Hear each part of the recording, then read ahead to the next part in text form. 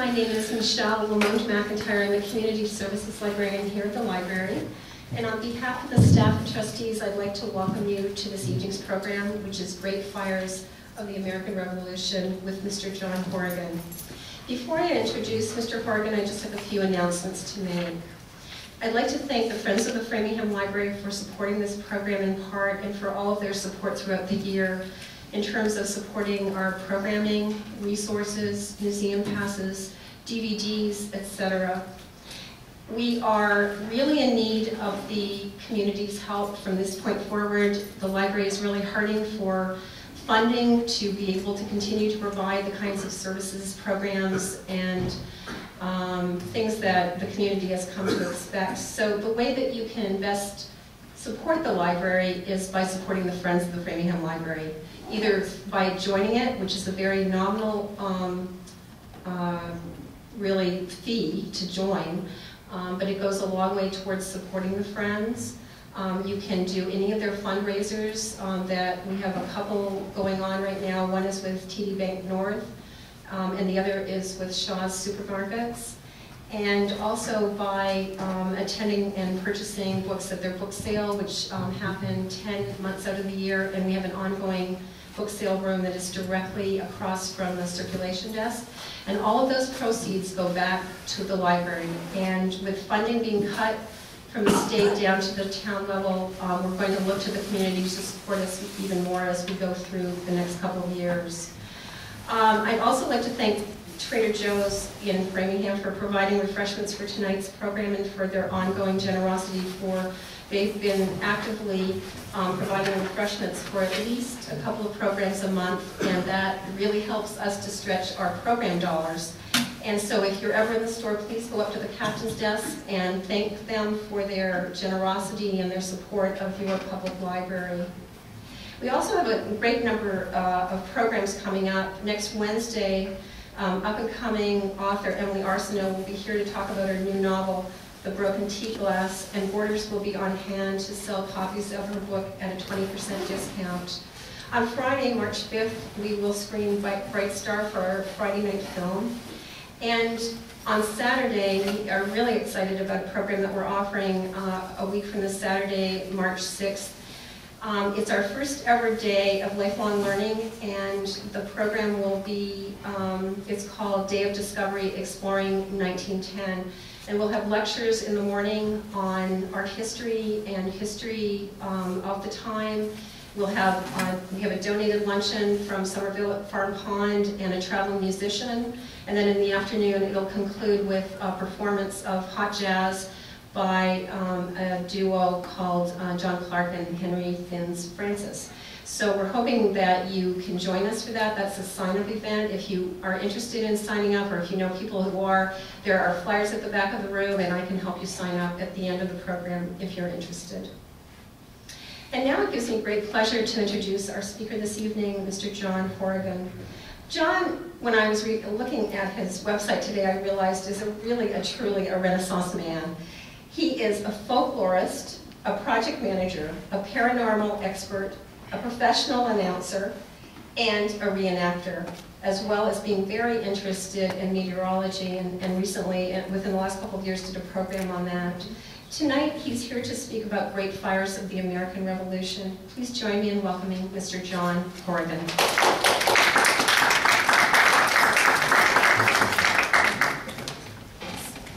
Thank you for that wonderful introduction, Michelle. Some people can call me a Renaissance man, or my wife, she calls me scattered. In fact, when we got married, she said, when I married you, I didn't realize that 4 other personalities were waiting for you down in our car. Well, tonight's talk is about Great Fires of the American Revolution. I'm not going to go over that. I'm into fire researches, historical astronomy, historical weather, historical economy. I'm also a reenactor with the Lincoln Minutemen. And I'm a professional sports announcer, so I apologize in advance if it sounds like a hockey game. I announce hockey for the Boston Bruins alumni. I've been with them 18 years. And I'm the New England Patriots basketball announcer, but that's another story on another day. And I invite you at the bottom graphic there to the New England History Festival held in Watertown, our 4th annual Historipalooza, Colonial Woodstock. That's on November 13th, 2010, historyfestival.org. My website, ushistory.me, although I checked it about an hour ago, it's down. You can join my meetup group at meetup.com, New England History Group. My historical audio archive, I've got 1,000 recordings there. Contact me through johnhorrigan@hotmail.com. I'd be remiss if I didn't mention fire exits right out the door, and then take a left and go away from the building. Tonight's lecture is text-driven. Trust me, they'll be able to hear me in Natick tonight, but I'm going to drive the text off the screen. There are only a limited amount of photographs, wink wink, available from the American Revolution. But tonight, we're going to talk about the fire of the colonies, early fires of the Revolution, fires that sparked the American Revolution, major fires of the American Revolution, other great fires of the Revolution, a dark day, and a traitor returns. The fire of the colony. Do you mind if I lose my tricorn here? I mean, this is not a wardrobe malfunction. I'm just going to lose the musket box and this linen jacket here. But fire of the colonies tonight. Well, we're going to talk about fire for survival, fire as a farming tool, fire as a siege weapon, fire as a foe, and fire as propaganda, and also colonial firefighting. Well, fire for survival. It's a primary energy source, and it's utilized for cooking, heat, light, and energy. Home is where the hearth is. The fireplace was central to home and family life, and the fire was part of the family and demanded attention like a small child. Survival was dependent upon maintaining warmth and staying dry. Wood, whale oil, and coal were the cores of a consistent fire. Wood stocks had to be managed effectively. Fire safety and precautionary measures like ventilation, disposal of embers, were inherent to any household. It was also used as a farming tool in slash and burn agriculture. You had to clear land for farming. In autumn, you'd chop the trees halfway down at waist level, you'd topple them onto one another in a domino effect, and then you'd burn it in late spring. You had two benefits. One was clearing the land, and number two, the ash was great fertilizer. This caused a dark day in New England on May 19, 1780. We're going to talk about that later. And most land in 17th century New England was covered by forest. Today, slash and burn is destroying most of the Amazon and the tropical rainforests of Indonesia, which are considered the lungs of Earth. Fire as a siege weapon. Well, it was the first terror weapon used. It was utilized as an offensive weapon. During the siege of Syracuse, Archimedes allegedly used a burning glass to set the Roman warships afire. The Romans used trebuchets to fling fire gobs at fortresses.